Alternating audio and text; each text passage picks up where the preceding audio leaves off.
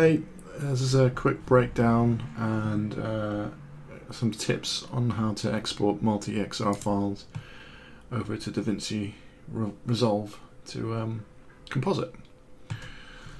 So I've got this scene here that I built today, just a creature I quickly modeled and put together, Quixel asset for the tree, and a few other bits and bobs. Spider I made ages ago. I thought I'd drag that in as well. Yeah, so basically what you need to do to be able to composite things and have a bit more control over how the scene looks is to, first of all, you have to set the render engine over to cycles. Then you need to enable the passes that you want to be able to use in your EXR file.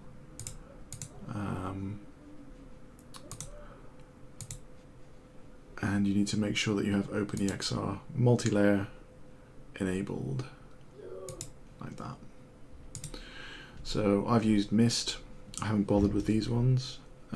Diffuse, glossy, transmission, environment, shadow, and ambient occlusion. Yeah, so render those out. I mean, in my case, I had 250 frames, which was something like 30 gigabytes of data. So yeah, it takes up quite a lot of space, quite a lot of room. Once you've got them rendered out, you can throw them into Davinci Resolve and load them in and cut and edit as you want, as you need to. In my case, I didn't do any cutting, or all it is a simple 360. If you go into here and open in Fusion page, because you can have different Fusion parameters for different clips that you've got. The way that this will start off is with a media in and a media out. So you basically just drag the media out into this window, and then you'll be able to see what the media out is.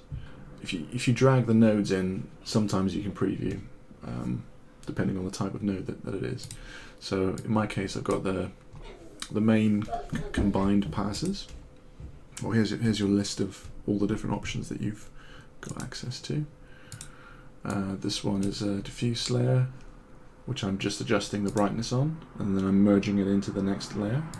And the next layer is an ambient occlusion, which again I'm just merging together here.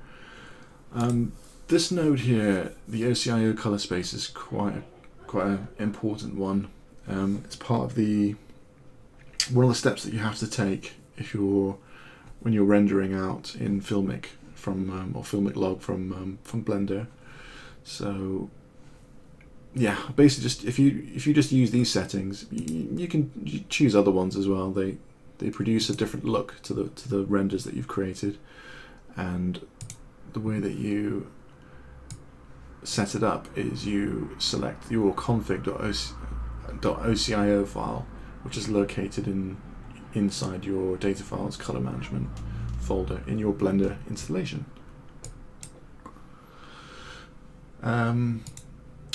Yeah, so here I've got the environment layer, which I'm just compositing over onto the top. In the merge nodes, you've got various different options, which is just like in Photoshop, or I use Affinity Photo and Affinity Designer. I've been using that for 2 years now, so I don't use Photoshop anymore. But you've got the same different layers that you have in your paint package as well, so you can apply different effects and adjust how much that effect will be applied into the layer, into the next layer. So you've got loads of control, and you can really change the look of things a lot. In my case, I've only grabbed a couple of them. This is just a quick project that I just wanted to knock out today. So I haven't really made use of all the different layers, but this is one way that you can do this. Another way is there's there's a plugin that you can get for Davinci Resolve called Fusion Crypto Layers or something. I can't remember what it's called, but if you Google it, you can find it, which allows you to, with a click of a button, to load up all these different layers.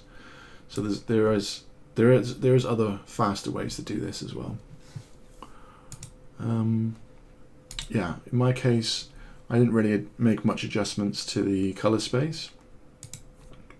Just a few subtle changes, just to mix up the look a bit, so that it wasn't as in my mind this is a little bit plain, this kind of look. So the color changes in Davinci Resolve, I think, just makes it look a bit more interesting and helps things to stand out a bit more. Yeah, that's pretty much it. Hope that was useful to somebody. Cheers.